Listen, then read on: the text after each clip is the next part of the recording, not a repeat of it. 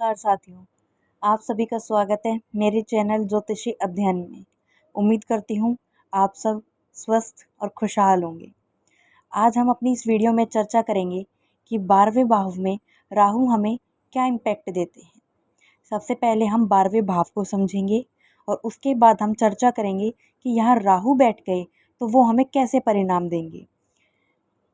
हमारी आज विशेष चर्चा रहेगी, क्या इस भाव में राहु के बैठने से जीवन स्थिर होगा या विदेशों से भी हमारे योग बनेंगे। सबसे पहले 12वें भाव को समझते हैं। 12वां भाव है व्यय, हानि, विदेश यात्रा, एकांत, मोक्ष का घर या हमारा पुनर्जन्म।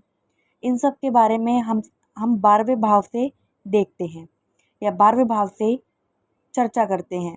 लेकिन अब यहाँ बैठ गए हैं माया के स्वामी, माया जाल रचने वाले। बिल्कुल यहाँ बैठ गए हैं राहु, जिन्हें कलयुग का राजा कहा जाता है, जो व्यक्ति को एक रिच लाइफस्टाइल और एक लग्जूरियस लाइफस्टाइल देने के लिए बहुत बड़े कारक हैं। अब राहु बैठ गए हैं तो उनका इम्पैक्ट हमारे 12th हाउस पर क्या होगा। आइए सबसे पहले हम चर्चा करते हैं। जो सवाल जातक के मन में सबसे पहले आता है कि क्या यहाँ राहु के बैठने से हम फॉरेन कंट्री जा पाएंगे या फॉरेन कंट्री से इनकम जनरेट कर पाएंगे। तो बिल्कुल कर पाएंगे। मेरा जवाब है बिल्कुल हाँ, क्योंकि राहु अक्सर फॉरेन कंट्रीज से हमें जोड़ते हैं। व्यक्ति जहाँ जन्म लेता है उससे दूर कहीं जाकर ही इनकम जनरेट करता है। अब राहु 12वें भाव में बैठ गए तो सीधी सी बात है, या तो व्यक्ति किसी मल्टीनेशनल कंपनी से जुड़े होंगे या विदेशों में भ्रमण करने वाले होंगे। नहीं तो विदेशों से तो उनको लाभ ज़रूर ही अर्जित होगा। यदि व्यक्ति कोई भारत की किसी ऐसी कंपनी में काम कर रहे हैं तो उधर उनके क्लाइंट या तो फॉरेनर्स हो सकते हैं या विदेशों से उन्हें इनकम मिल सकती है, या विदेशों के कुछ फ्रेंड से उन्हें लाभ भी बहुत मिलेगा। तो ये तो सीधा सीधा निष्कर्ष हुआ कि राहु यहाँ बैठे हैं तो फॉरेन कंट्री से तो बेनिफिट होगा ही होगा। या तो व्यक्ति के क्लाइंट फॉरेन कंट्रीज़ के होंगे तो वो क्लाइंट के थ्रू इंटरेक्ट करेंगे। ये तो बात हुई फॉरेन कंट्रीज़ की। अब हम बात करते हैं व्यक्ति की पर्सनैलिटी की, कि यहाँ बैठ के राहु व्यक्ति की पर्सनैलिटी कैसे कर देते हैं। अब राहु बैठ गए 12वें भाव में तो व्यक्ति को चतुराई आना तो संभव है, यह तो ज़रूरी भी है। तो व्यक्ति यहाँ बैठ के चतुर बन गए, चतुराई आ गई तो व्यक्ति महत्वाकांक्षी बन गई। बड़े बड़े ख्यालों को देखने लगते हैं कि मुझे तो कल ही करोड़पति बनना है। यहाँ बैठ गए तो व्यक्ति को रिचनेस, लग्जूरियस लाइफस्टाइल, इवन बड़े बड़े सपने, सब कुछ देखना, ड्रीम देखना, व्यक्ति सब कुछ सोचने लग जाता है। लेकिन यहाँ बैठ के राहु थोड़ा माया का जाल भी बुन जाते हैं। बिल्कुल सही सुना आपने।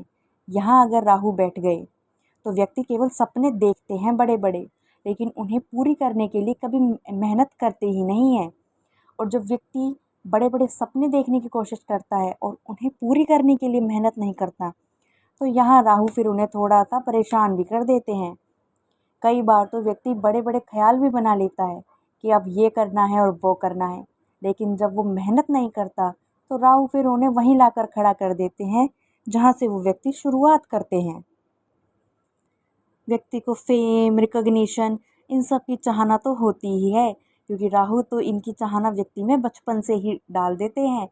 लेकिन फेम, रिकॉग्निशन, लग्जूरियस लाइफस्टाइल, इन सब के लिए मेहनत भी 12वें भाव के राहु बहुत ही कराते हैं। और व्यक्ति अगर मेहनत करने से पीछे हट जाए तो फिर राहु थोड़ा परेशानी भी दे ही देंगे। तो आप समझ ही गए होंगे कि यहाँ बैठ के राहु आपसे चाह क्या रहे हैं। जिस भी व्यक्ति के 12वें भाव में राहु है वो कमेंट करके ज़रूर बताएं कि ये कंडीशंस उनके साथ हुई हैं या नहीं हुई। अब बात करते हैं व्यक्ति की प्लेजर्स पे। अब 12वें भाव में बैठे हैं तो व्यक्ति और राहु बैठे हैं, यानी कि कलयुग के राजा, तो प्लेजर्स के लिए तो व्यक्ति हमेशा आगे ही बढ़ेंगे। कभी कभार तो व्यक्ति अपने प्लेजर्स के लिए इतना खर्च कर देते हैं कि बाद में बहुत परेशान भी हो जाते हैं। शुरू में तो दिल खोल के खर्च और बाद में परेशान। तो यहाँ बैठ के राहु आपसे खर्चा अधिक कराएंगे। कभी कभार तो व्यक्ति के पास पैसा ना होते हुए भी वो उधार लेके खर्च कर देंगे, और उधार लेके खर्च करने के बाद लोन भर जाना और एक डेब्ट के ट्रैप में फंस जाएंगे। इसलिए यहाँ बैठ के राहु आपको थोड़ा मायावी जाल में फंसाने की कोशिश करते हैं। इसलिए व्यक्ति को हमेशा सोच समझ कर ही खर्च करना चाहिए और एक लिमिट में करना चाहिए कि इतना मेरा बैलेंस है तो इतना मैं खर्च करूं।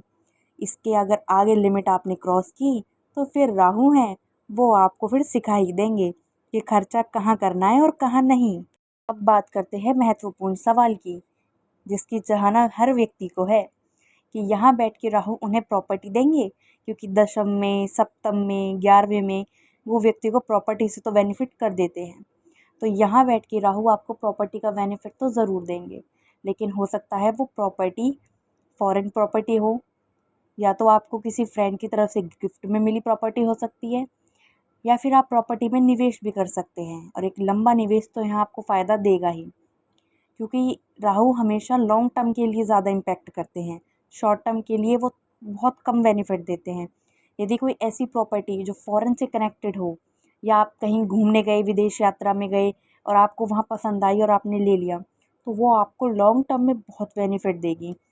हो सकता है जिस समय आपने खरीदी हो उस समय उसका भाव कम हो, या वो फ़ायदा कम दे रही हो, लेकिन आपके ख़रीदने के बाद वो प्रॉपर्टी के भाव एकदम बढ़ेंगे और एकदम से वो प्रॉपर्टी आपके लिए करोड़पति बनने का भी साधन बना ही देगी। इसलिए विदेश की प्रॉपर्टी से तो आपको फ़ायदा होगा, लेकिन थोड़ी पैतृक संपत्ति और इन सब का अभाव यहाँ पर हमें दिखाई देता है। इसलिए यहाँ राहु के यहाँ बैठने की स्थिति में व्यक्ति को थोड़ा संभल कर चलने की ज़रूरत पड़ जाती है। व्यक्ति को कानूनी मामले से तो बिल्कुल दूर ही रहना चाहिए, क्योंकि यहाँ बैठकर राहु व्यक्ति को उम्र में 2 से 3 बार तो कानूनी मामले दिखाई देते हैं। फिर चाहे व्यक्ति की गलती उसमें हो या ना हो, वो कानूनी मामलों में तो बिना कुछ कहे फंस जाते हैं। इसलिए थोड़ा सा आप खुद को यहाँ मेंटेन करें, वरना यहाँ राहु की स्थिति कई बार बहुत ही ज़्यादा प्रतिकूल हो जाती है। इसलिए थोड़ा सा आपको यहाँ पे संभलने की ज़रूरत है। एक बात जो मैं अंत में ज़रूर कहना चाहूँगी कि आप जो बोलते हैं वो करके दिखाने के लिए थोड़ी मेहनत भी कीजिए। जो कहा वो करिए, तब यह राहु आपको इतना बेनिफिट देंगे कि आपको पता भी नहीं चलेगा। यहाँ राहु की ये विशेष बात है कि आपने जो कहा और वो करने के लिए मेहनत की, तो ये फिर स्वयं आपका साथ देंगे। हालांकि यह किस भाव में बैठे हैं, किस राशि में बैठे हैं और किस दशा में चल रहे हैं, वो देखना तो महत्वपूर्ण हो ही जाता है, लेकिन यहाँ फिर भी राहु आपको बेनिफिट देंगे यदि आप अपना बोला हुआ करके दिखाने की क्षमता रखेंगे। तो आज की वीडियो में बस इतना ही विश्लेषण किया मैंने। आपको वीडियो कैसा लगा आप लाइक कमेंट ज़रूर करें। कमेंट पॉजिटिव हो चाहे नेगेटिव, मैं उसको ज़रूर पढ़ती हूँ और रिप्लाई ज़रूर करती हूँ। धन्यवाद।